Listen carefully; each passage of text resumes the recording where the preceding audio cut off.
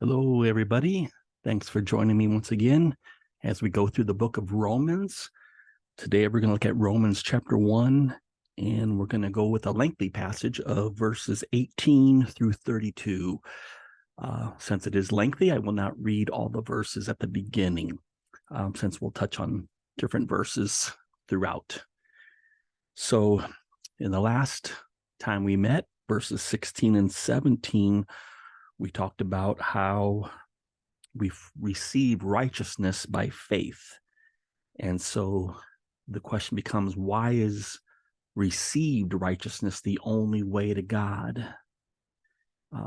Why can't we earn or attain it for ourselves or deserve it? Why do we have to receive it? And in basically verse 1 or chapter 1, verse 18 through the end of chapter 3, that's what Paul's going to go through. He's going to kind of present an argument for all of that. And so in verse 18, he starts off, "For the wrath of God is revealed from heaven against all ungodliness and unrighteousness of men who suppress the truth in unrighteousness, because that which is known about God is evident within them, for God made it evident to them." And so what we see here is, first of all, Paul talks about a subject that people don't like, the wrath of God. And he says that it's being revealed from heaven against all ungodliness and unrighteousness of men. And he says, he also lets us know how they are doing this, and that is that they are suppressing the truth. And he also says, because basically they're suppressing it because deep down it's evident that there is a God. We can choose not to believe in him, but deep down it's there in us that we know there is one. And he's basically telling us that it's evident that there is a God. And again, when we go back to the wrath of God, it's been said that if we don't believe in the wrath of God, the gospel will not excite us. And because then the thought becomes, what do I need salvation from if there is no wrath of God? Or what do I need to be saved from if there is no wrath of God? But we also need to remind ourselves of the love of God also, because just wrath doesn't usually bring about obedience. It might for a little bit, but if that's all somebody has in their life is just focusing on the wrath of something or the punishment coming, usually the change in their life isn't going to last too long, because we need that love. Love is what compels us to live for Christ. It isn't the wrath, but we're being reminded here that there is a wrath of God that is being revealed to us. And so we're being told in verses 18 and 19, there is a wrath. We're also being told that it's evident that there is a God. And the reason we will not acknowledge a God is we're suppressing the truth in unrighteousness. But God has made himself evident to us. In verse 20, it says, "For since the creation of the world, his invisible attributes, his eternal power and divine nature have been clearly seen, being understood through that which has been made, so that they are without excuse." So we're being told there that we're without excuse because we can look at creation and we can know that there is a God. Verses 21 through 23, "For even though they knew God, they did not honor him as God or give thanks, but they became futile in their speculations, and their foolish heart was darkened. Professing to be wise, they became fools and exchanged the glory of the incorruptible God for an image in the form of a corruptible man and of birds and four-footed animals and crawling creatures." So what's Paul telling us in verses 21 through 23? It's basically this, that we as humans, even though we may choose to not believe in a God, We all worship something because we were created to worship. It's in our nature to worship. And so we are going to worship something.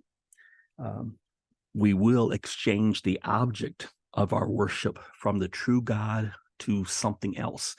And I don't mean that we're going to sit there and bow down to a statue or anything like that. It's just that it's going to become finances. It's going to become health. It's going to become something in our life. We're worshiping something. Something in us is saying, if I have this, then I'm complete. If I can get this in my life, then I'm complete. And that is the thing that we worship. And so verses 24 through 32 now is basically just telling us, going back again to the idea of the wrath of God, is we would say, well, how is the wrath of God being revealed or being shown? And verse 24 says, therefore God gave them over in the lust of their hearts. And so what we find here is that the wrath of God, one aspect of that is God just letting us have our way that's outside of his will, that's outside of his plan for our lives, to where he just says, okay, this is what you want to do, so go ahead. And we see that phrase, God gave them over, in verse 24. In verse 26, for this reason, God gave them over. And in verse 28, and just as they did not see fit to acknowledge God any longer, God gave them over to a depraved mind to do those things which are not proper. So God then begins to give them over. See, basically what it is the wrath of God, again, we can say, is to give us what we want too much, to give us over to the pursuit of the things we have put in place of him. And so earlier today, I was even reading, just in my own daily reading, Psalm 81, and it was talking about God talking to the children of Israel at that time who had been disobedient to him.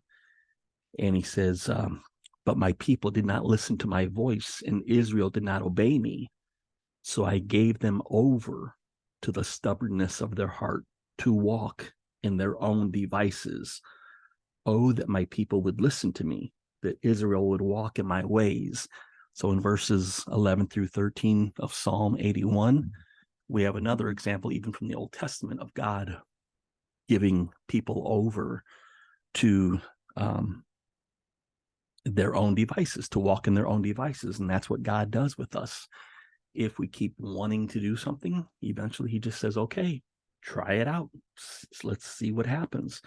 And what we begin to see is it not only damages our relationship with God, but it damages our relationship with others. So it's horizontal and vertical relationships get damaged because we're not living in the desired will of God, because God has all these things set up to where if we were to serve him in the way he would,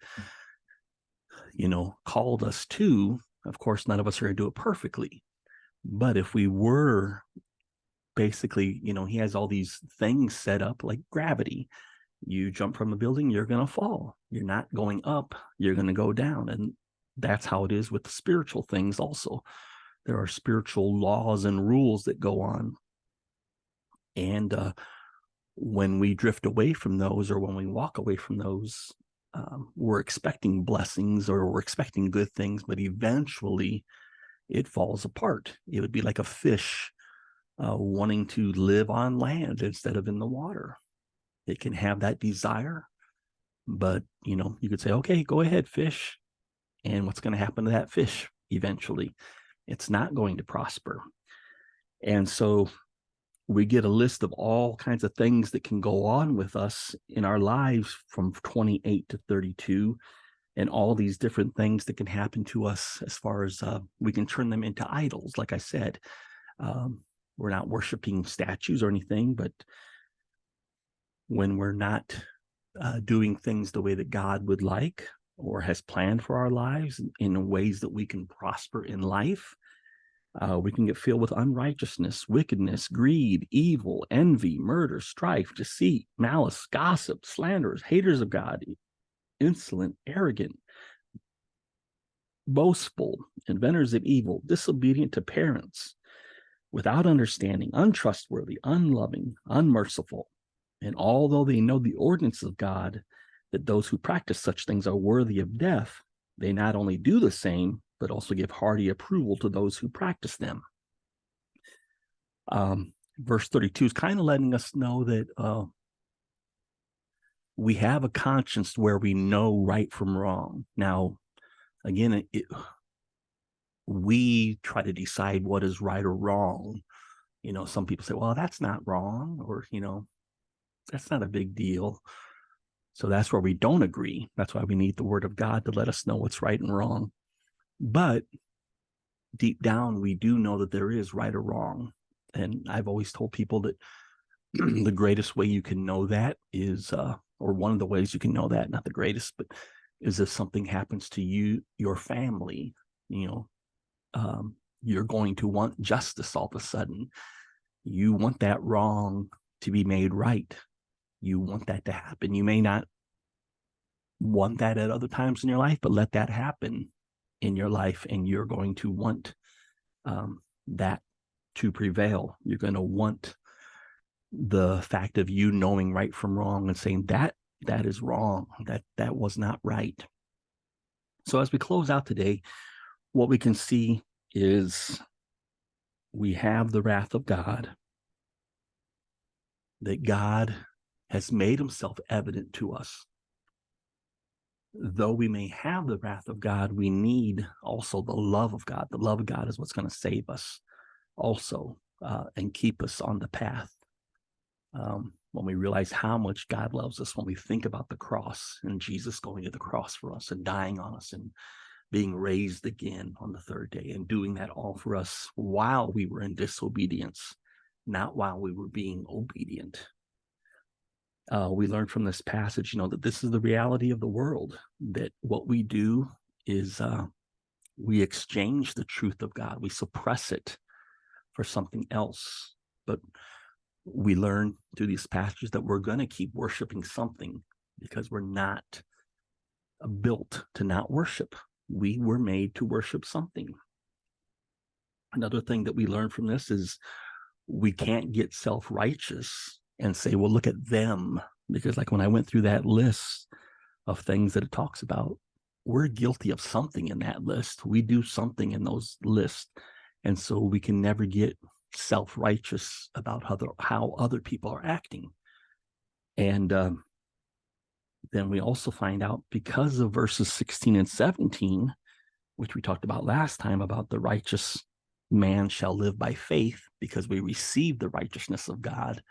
We don't earn it. We don't deserve it. We don't attain it. But because of that, when we receive his righteousness, then we have the freedom to then deal with the various idols in our lives. And we can do it without being self-condemning and feeling like moral failures and things like that, because we know that we've been accepted by Jesus, because we've put our faith in him. So I'd like to encourage you today, put your faith in Jesus Christ. If you're doubting there's a God, ask him to reveal himself to you. He will. And eventually probably what you'll say was, he already had, look at creation, look at different things, and you'll see there is a God. Life doesn't always make sense, but there is a God. He is faithful and he loves us. And so thank you for listening, and hope to see you next time.